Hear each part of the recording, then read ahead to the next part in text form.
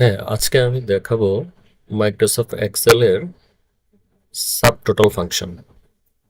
আর এই sub total ফাংশনের ভিতরে অনেকগুলো সাব ফাংশন আছে।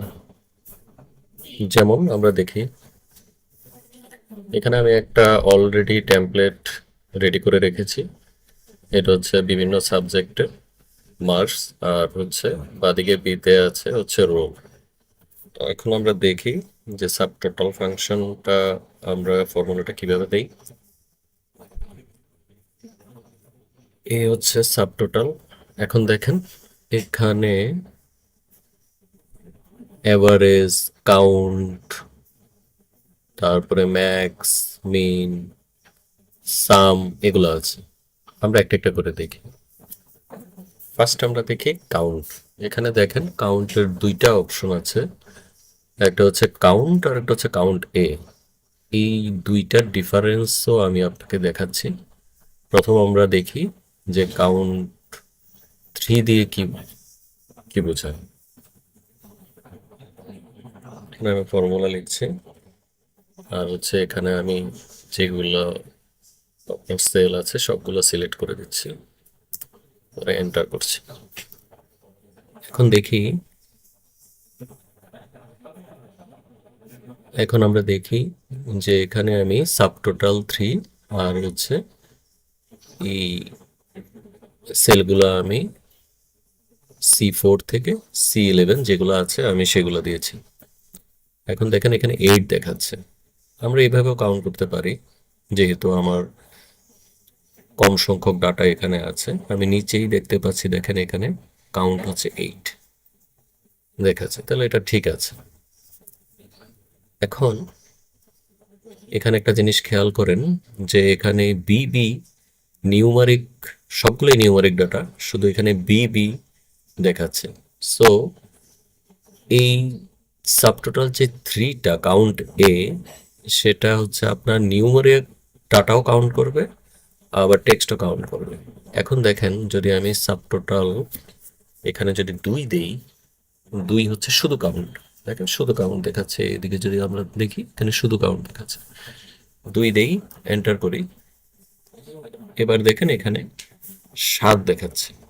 এই বিটাকে সে কাউন্ট করতে পারছে না, কারণ সে শুধু কাউন্ট করতে পারে নিউমারিক। তো এটার সাজেশন হচ্ছে আপনারা এখানে সবসময় 3টা ইউজ করবেন।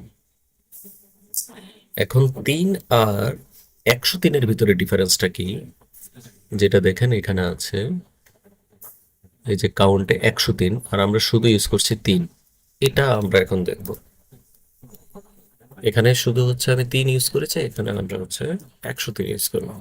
এই যে সাবটোটাল আপনি লিখেন, এই যে সাবটোটাল, এবার ট্যাব দেন, ট্যাব দিয়ে এবার এখানে লেখেন 103, আর হচ্ছে এখানে সিলেক্ট করে দেন, এই ফিল্ডগুলো সিলেক্ট করে দেন, তারপর এন্টার করুন।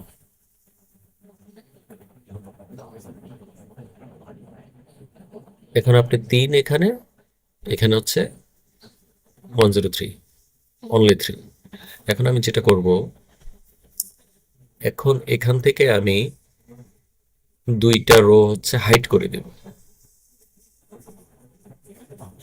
এখন দেখেন চেঞ্জটা কি, 2টা রো হাইড করার পর যে 103, সে কিন্তু যেগুলো ভিজিবল শুধু ওইগুলো কাউন্ট করছে, আর অনলি 3 যেটা, সেটা সবগুলো কাউন্ট করছে। সো এখানেও রিকমেন্ডেড হলো আপনি অনলি 3টা ইউজ করবেন, নট 103। কারণ আপনি কোনো কোনো কারণে কেউ যদি কোনো রো হাইড করে রাখে, তাহলে আপনি সেগুলো কাউন্ট করতে পারবেন না, যেটা কিনা আপনার অ্যারোনিয়াস হতে পারে। সো সাজেস্টেড হয়েছে আপনি অনলি, সাজেস্টেড হলো আপনি হচ্ছে অনলি 3টা ইউজ করবেন। কারণ অনলি 3টা ইউজ করলেই হচ্ছে এখানে আপনি দেখেন হাইড করলেও সে এখানে এই ডাটাটা দেখাবে। সেম কেস আমরা ইউজ করব হচ্ছে এভারেজ করব।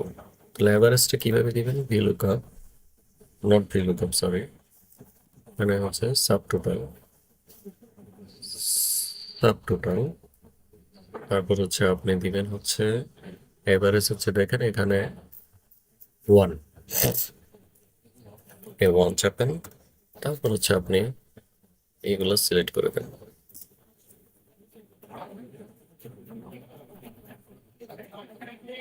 তাহলে সে অ্যাভারেজ করে দিল। আর এখানে আপনি সাম করবেন, যে আমি সবগুলা সাম দেখাতে চাচ্ছি সবগুলা মার্কেট। তাহলে আপনি কি করবেন? সাব টোটাল, এখানে হচ্ছে 9-এ হচ্ছে আপনার সাম, আপনি 9 সিলেক্ট করেন, তারপর হচ্ছে এখানে সবগুলো সিলেক্ট করে দেন। পাশাপাশি আপনি, আমি উপরে যেটা করব, 100, এখানে আছে হচ্ছে আপনার 1, আমি উপরে দিব 101, 101, আর হচ্ছে আমি সবগুলো ফিল্ড সিলেক্ট করে দিচ্ছি। সেম কেস এখানে আপনি ফর্মুলা এভাবে ইচ্ছা করলে টেনে নিতে পারেন। সাব টোটাল আমি দিব এখানে 109।